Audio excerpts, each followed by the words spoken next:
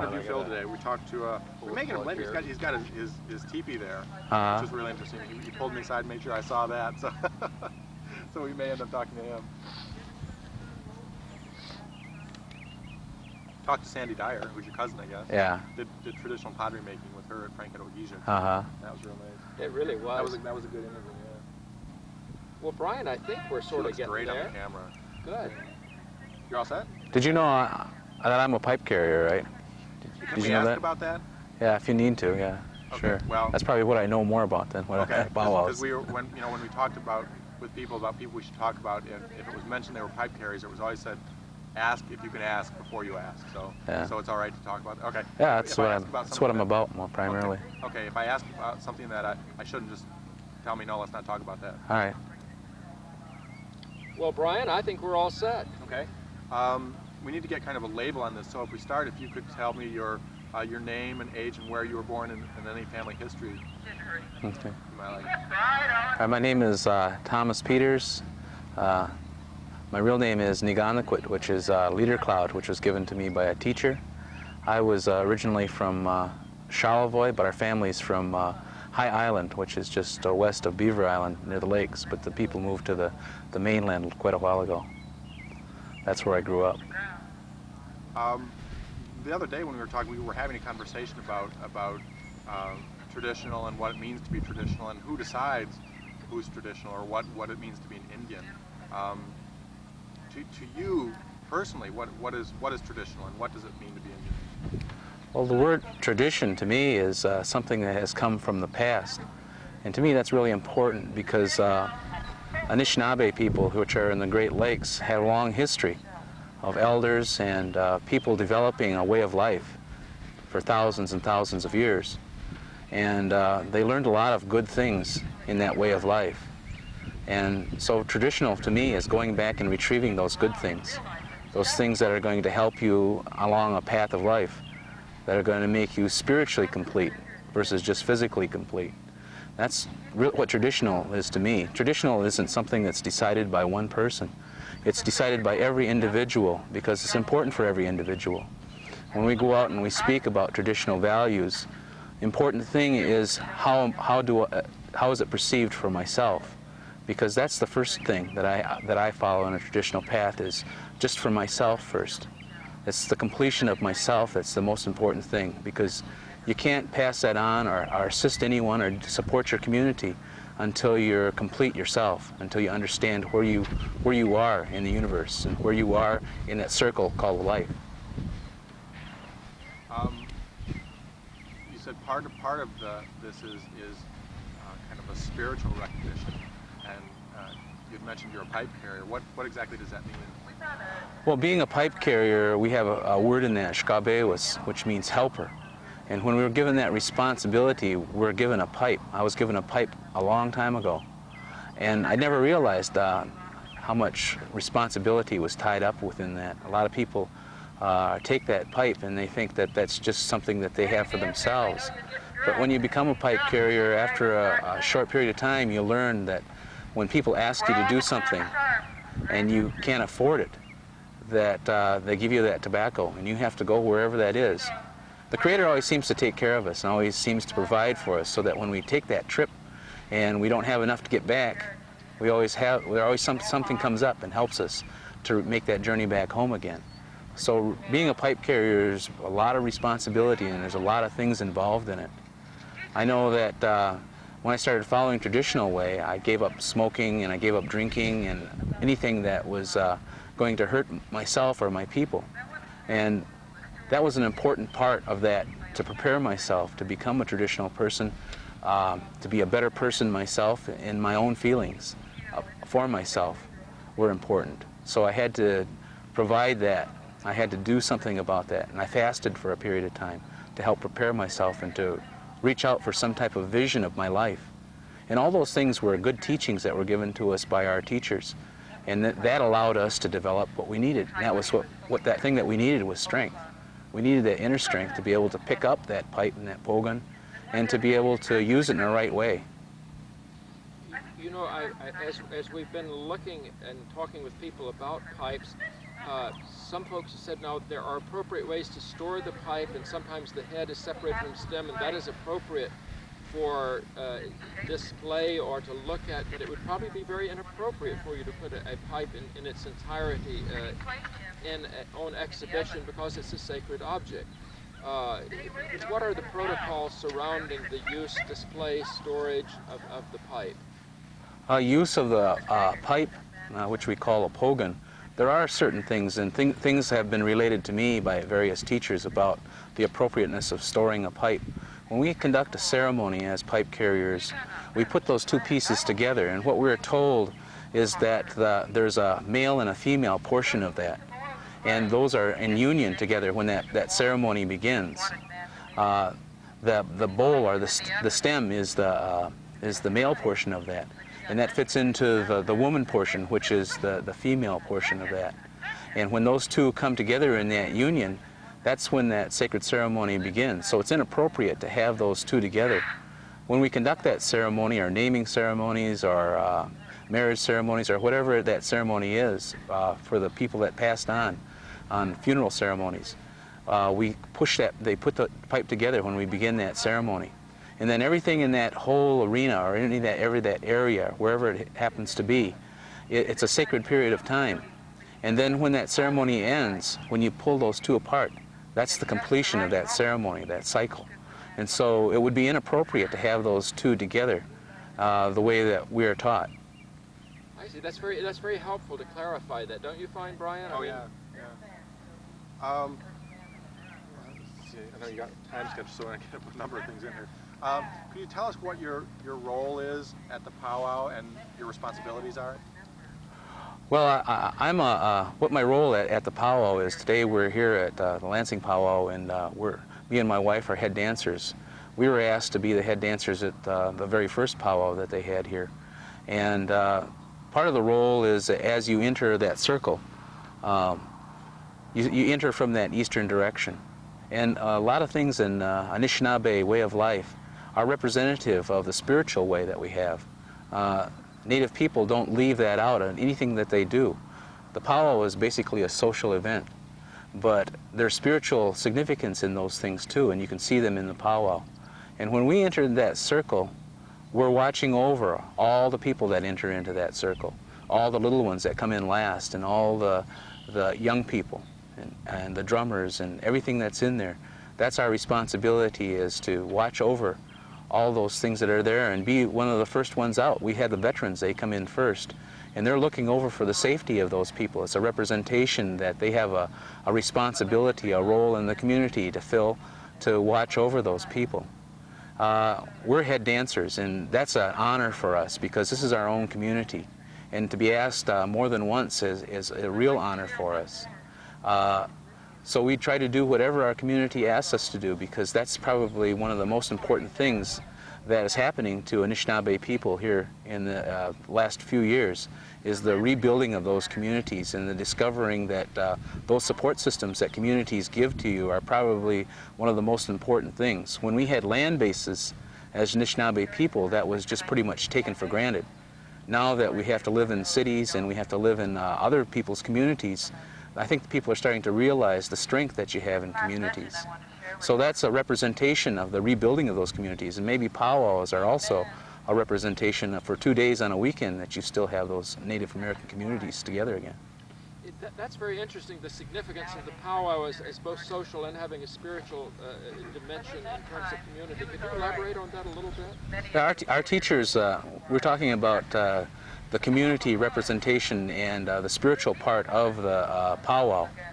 And our teachers tell us that unlike a lot of the other religions that honor the Creator on Sunday, Anishinaabe people are taught from when they're little that every day is a day for honoring the Creator. I have a little girl, she's 7 years old, her name's Olivia, and every morning she offers up her tobacco. Every morning she's honoring the creation. She's putting down her sama on the earth. And I feel stronger for that. I know that people of all races will feel stronger for that, because what that provides is prayer from somebody that's pure. And the Creator always asks for that love that love that doesn't ask for anything in return, and children are really good at giving that type of love. And so when they offer up that tobacco, then I feel really strong for that, and I feel good because I'm fulfilling my role as a parent. She understands that the Creator is everywhere, and all the trees that are around us, and in the faces of all the people that she'll meet during that day, and all the plants and the medicine plants that they have. So that makes me feel good because I know that all people are going to be stronger for that. Tom, could you tell us a little bit about what you do professionally, and then speak to the issue of some of the unusual pressures now facing urban Indians? Well, I've been an electrical engineer for the last 20 years. My dad was an electrical contractor, and so I felt like I had an opportunity there to work in a field that was of interest to my family. When I was growing up, I went to someone and asked him, what things should I be? And he said I should be an electrical engineer with a computer background. And so right away I entered college and I started majoring in math. I guess I didn't believe him. And when I finished college, I ended up an electrical engineer with a computer background. And I'm really happy that I did, because every day that I go to work, I enjoy it. And that's what my dad taught me. He says, don't pick an occupation or a career unless you really like it, because then you'll be really happy about going to work. Would you pick up that thought about your dad and being happy in your work? The wind was so strong it hit my microphone at just the wrong angle. Yeah, my dad had told me that it's important to enjoy and to really love the work that you do, because every time that you go to work, then you'll be happy and you'll really appreciate your career. And so that's what I did. I got into something that I think I really enjoy a lot. And about some of the pressures now faced by urban Indians. Well, as an electrical engineer in my own community, it's very difficult to get a job because my community is a resort community, and there isn't a lot of need for the type of occupation that I have. I'm in industrial manufacturing, so I had to live in the city. And living in the city, it takes you away from your community. It takes you away from your support systems. And in order to get a job, though, nowadays, a lot of Native people live in Grand Rapids and live in Lansing and in Detroit. And the only time that we can really come together is at the Pow Wows. And so that puts a lot of pressure on your family, and it puts a lot of pressure on your community. We live in a primarily, largely European-based city. There aren't a lot of Native American people there. There are a few, but not as many as my hometown. And my wife is from out west, and when we go to visit her family, the whole city is related to her, in some sense of the way, and they're all Native American people. So when you move into the cities and stuff like that, it's very difficult to have your kids socialize with Native people. And that has an effect that sometimes they marry outside of the Native American community. And so, because they don't have that opportunity to socialize and to be with a lot of Native American kids and stuff. And so a lot of the values that they have are also from television and a lot of the things that are in those types of communities. But we try to strengthen those values that they have back to the traditional values, and teach our children about fasting, about sweat lodges, about spring ceremonies, about fall ceremonies, and a lot of other things other than powwows. We try to teach them about what it's like, what's an important thing about being Anishinaabe. That brings up an interesting question. As we were talking with folks up in Manistee and up in Shabeetown, people are trying to explain to us who is an Indian. Is it blood quantum? Is it cultural background? Is it an election on the part of a person? How does one determine who is an Indian? Well, we have a lot of people. See, we follow the traditional way, and so we have traditional ceremonies. There's a lot of European-based people, or people outside of the non-Native American community, is probably a better way of putting it, that are really interested in Native American spirituality. And so they come to us and they ask us different questions about marriage ceremonies and naming ceremonies. And the way that we're taught is that all races of people were given an assignment, let's say, from the Creator. There are certain things that when that purification time comes, that they're supposed to bring to that. And so I tell them, I says, there's certain tasks that your culture is supposed to bring to that, and you have to find out what those are. There's certain things that Anishinaabe have to develop into that and build strength, and we're going to have to search for that. But when people come to me and say, well, my great-great-grandmother was Native American, I don't question that. I mean, if they're Native American, then they are. And if they say that they are, then they've taken on that responsibility. And I'll give them everything that I have, because that's our Native people. And I don't really base a lot on, when you're searching for spirituality, on what your blood quantum is. If you think that you're Native American, then you are. There's a lot of people that don't have any Native American blood in them, but there's some connection that they have with the Native American community. And I don't know what that connection is either, but I know that they appear to be Native American because the way they're spiritually looking for something. And so I'll help them as best that I can. That's wonderful. Brian, consistent with the schedule, should we ask our ultimate question? And or what's on your I thought we did that at the beginning. All right. What does it mean to be in? Yes, we have. Right. How's your time doing? I'm all right, whatever, Right. yeah. Okay. You know, because we may want to, it may make more sense then to talk to Bea in August at her office. Maybe we can get her at her office in her professional setting. You may try to do that. Yeah. Let me see, where are we then? You're a member of Pewok's Drum, is that correct? No, I help them out. No. Okay. Yeah. Well, can you talk to us a little bit about the purpose and the responsibilities of the drum circles at Pow Wows? Oh, at Pow Wows? Yeah. Yeah. The drum at the Pow Wow, what the responsibility of the drum at the Pow Wow is very, very critical. And the responsibilities of the dancers is critical. The responsibilities of the spectators is critical. And the reason that they're all critical is because each one doesn't stand on its own. When the Pow Wow starts and when the drum starts, everything comes together. It's all one thing at that point. That circle of spectators is just as important as that circle of dancers and that circle of drums, because it's all one thing. That when you sing, you beat on the drum, and that's called the heartbeat of our nation. And those vibrations that go out, everybody is partaking in those vibrations, and everybody is a part of that vibrations. And those words that come out of the singers' mouths, those have feelings in them. And those feelings are the feelings that are deep within your soul of that song. That song may have originated 2,000 years ago, and you were taught that song. But what's inside is that good feeling about seeing them dancers dance around that arena and seeing smiles on those spectators as they watch that dance as it goes around. They're all part of that.